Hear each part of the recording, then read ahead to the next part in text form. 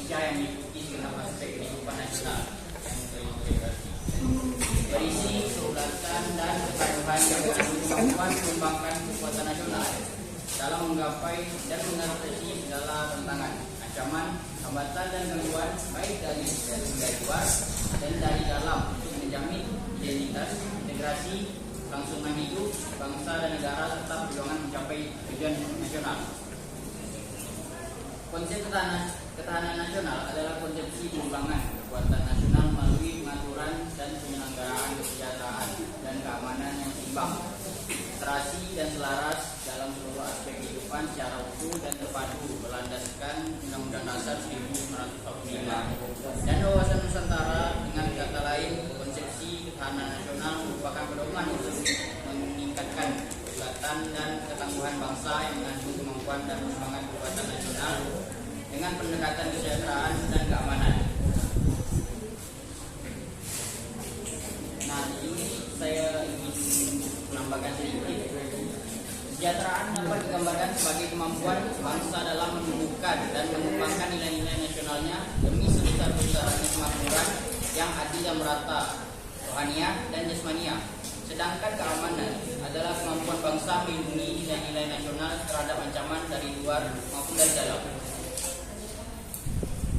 2. Tujuan ketahanan nasional.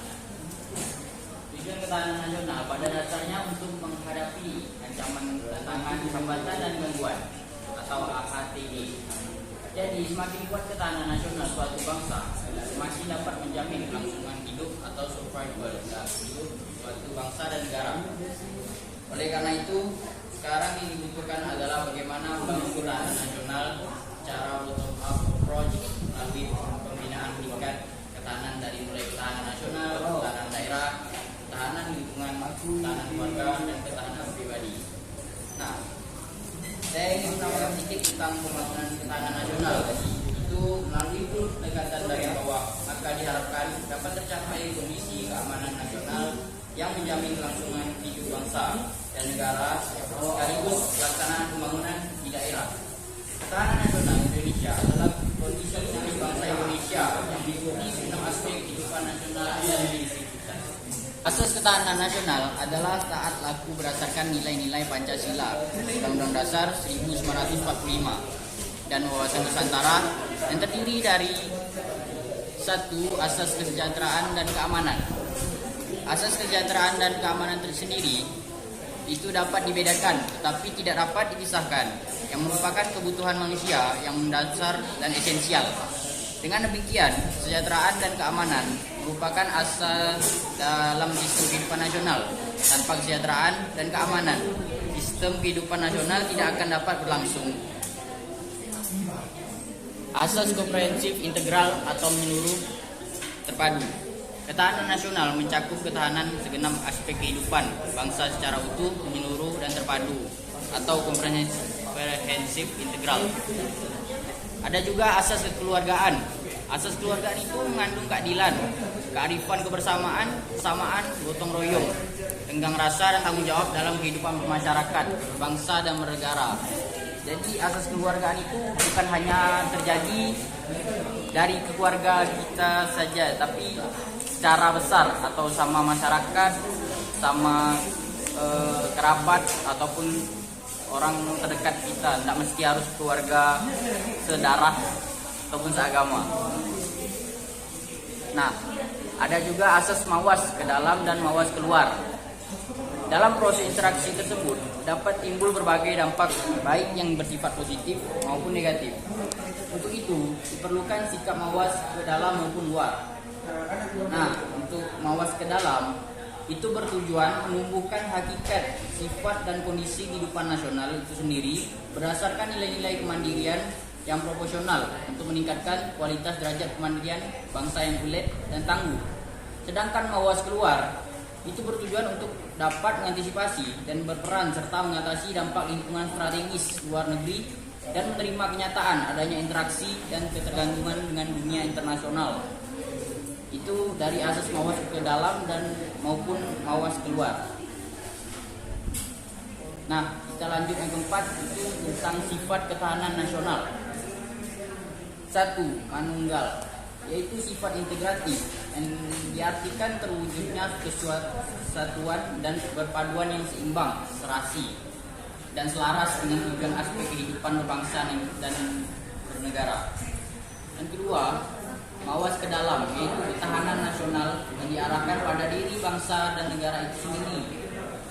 Ketiga, wibawaan, yaitu ketahanan nasional sebagai hasil pandangan yang bersifat meninggal dapat mewujudkan kewibawaan nasional. Keempat, dinamis, yaitu kondisi tingkat ketahanan nasional suatu negara yang tidak tetap. Nah, yang kelima, menitik beratkan konstitusi dan saling menghargai. Nah, sini itu ketahanan nasional tidak dapat mendahulukan sikap adu kekuasaan dan adu kekuatan saja. Maka konsepsi ketahanan nasional itu mengutamakan penggunaan adu kekuasaan dan adu kekerasan.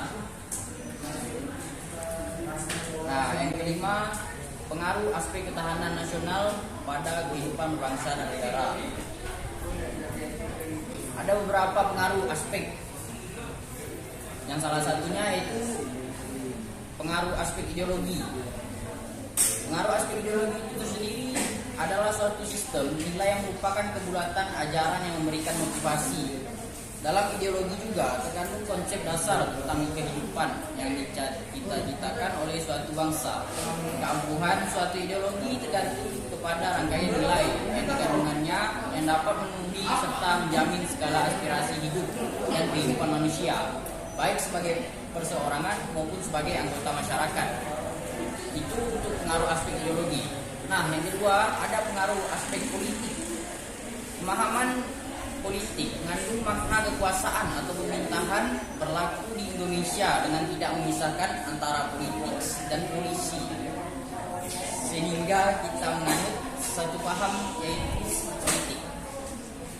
Hubungan tersebut tercermin dalam fungsi pemerintahan negara sebagai penentu kebijaksanaan serta aspirasi dan tuntutan masyarakat sebagai tujuan yang ingin diwujudkan, sehingga kebijaksanaan pemerintah negara itu haruslah serasi dan selaras dengan keinginan dan aspirasi masyarakat.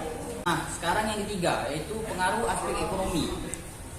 Pengaruh aspek ekonomi, wujud dari pengaruh ekonomi tercermin dalam kondisi kehidupan perekonomian bangsa yang mengandung kemampuan memelihara stabilitas ekonomi yang sehat dan dinamis, serta kemampuan menciptakan kemandirian ekonomi nasional dengan daya saing tinggi dan mewujudkan kemakmuran rakyat yang adil dan merata.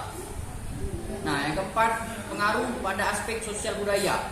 Pengaruh pada aspek sosial budaya itu wujud dari pengaruh sosial budaya nasional tercermin dalam kehidupan sosial budaya bangsa yang dijauhi kepribadian nasional berdasarkan Pancasila yang mengandung kemampuan membentuk dan mengembangkan kehidupan sosial budaya manusia dan masyarakat Indonesia.